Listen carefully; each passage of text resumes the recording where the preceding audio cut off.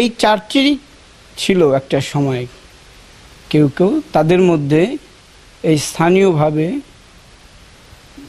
Milton Samaddar, সে ওই চার্চের ছিল, ছোটোবেলায় আসা যাওয়া করতো কম বেশি, কিন্তু তারপরে ঢাকাতে চলে যায় এবং আস্তে আস্তে এই চার্চের যে অনুশাসন বলেন বা চার্চের যে বিষয়কলাপ আছে এইগুলি থেকে সে বিচ্ছিন্ন হয়ে যায়। ধর্মীয়ভাবে হোক এমনি যাজকদের এই সমস্ত বিষয় থেকে বিচ্ছিন্ন হয়ে যাওয়াতে সে আর এই চার্চের সদস্য বলে গণ্য না। কিন্তু একটা সময় দেখা গেল সে এবং তার ভাই বা তার আপনজন যারা, তারা এই শাসনটা মেনে না নিয়ে বা মানতে না পেরে, যেটাকে সহজ বাংলায় বলা যায় বিদ্রোহ করলো, যে আমরা এইটা আর এরমভাবে মানতে নারাজ, আমরা মানি না। তখন তারা বিভিন্নভাবে চেষ্টা করলো এইটাকে দখল করবার, বিশেষ করে মিল্টন সমদ্দার এবং তার নেতৃত্বে অন্যরা, এবং তার নেতৃত্বে যাজক যারা ছিলেন এখানে তাদের উপর অত্যাচার করলো, মারধর করলো, এটাকে দখল করবার জন্য বিভিন্নভাবে চেষ্টা করলো। তখন এই জায়গাটা দখল করতে একেবারে মরি হয়ে উঠল। সেই সঙ্গে যখন দেখলো যে এটা কোনোভাবে দখল করা যাচ্ছে না, তখন করলো কি, এই চার্চের একটা কমিটি গঠন করলো।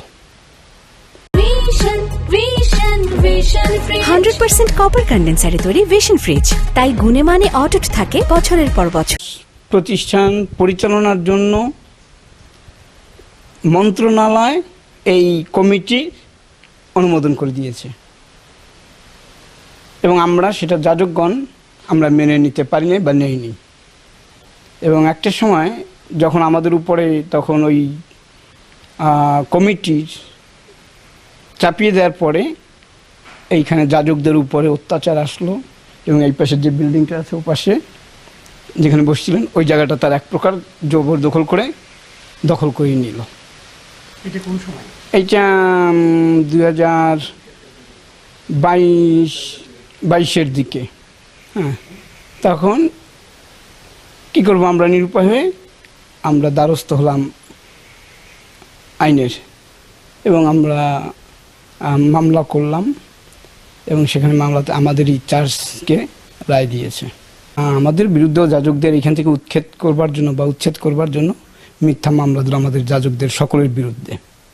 সেটা তো আমরা আমাদের পক্ষেই, যাজকগণ আমরা যারা চার্চের পক্ষেই রায় পেয়েছি, আমাদের সেখান থেকে অব্যাহতি দিয়েছে।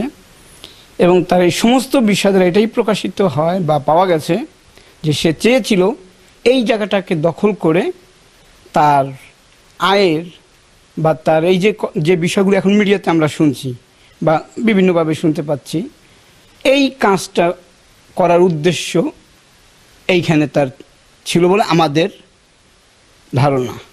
এটা ঠিক, তার এই জায়গাটা দখল করার উদ্দেশ্য ছিল তার ব্যবসা প্রতিষ্ঠান প্রতিষ্ঠিত করবার জন্য। এবং তার একটা সূত্র ছিল এই যে যেহেতু সে এইখানে জন্ম তার এবং তারই মানে বংশের তারই জ্যাঠা মশাইয়ের এইটা প্রতিষ্ঠিত করা, এই জন্য চেয়েছিল যে তার এই জায়গাটা নিজস্ব বাড়ির হওয়াতে সহজে এটাকে দখল করে নিতে পারবে, কিন্তু সৃষ্টিকর্তা তার কাজ তিনি রক্ষা করবেন, এটাই সত্য। যতটুকু জানা যাচ্ছে বা ছোটোবেলা থেকেও তার ওইরকম কিছুটা একটু উগ্র অবস্থা ছিল। সে যে কোনো একটা সময়ে নাকি তার বাবাকে মেরেছিল এবং গ্রামের লোকেরা নাকি তখন তাকে মারধর করে গ্রাম থেকে তাড়িয়ে দিয়েছে, এরকম শুনেছি আমরাও। অবশ্যই আতঙ্কে আছি আমরা, এইটা সব জায়গাতেই বলছি যে দেখুন, আমরা এইটুকু চাই এই চার্চ প্রতিষ্ঠান এই যাবৎকাল যেভাবে চলে আসছে, যাজকগণ চালিয়ে আসছে সেইভাবে চলবে। হ্যাঁ, এইটা কোনো ধরনের কোনো বিষয়ে কারো কোনো অবাঞ্ছিত হস্তক্ষেপ না করতে পারে।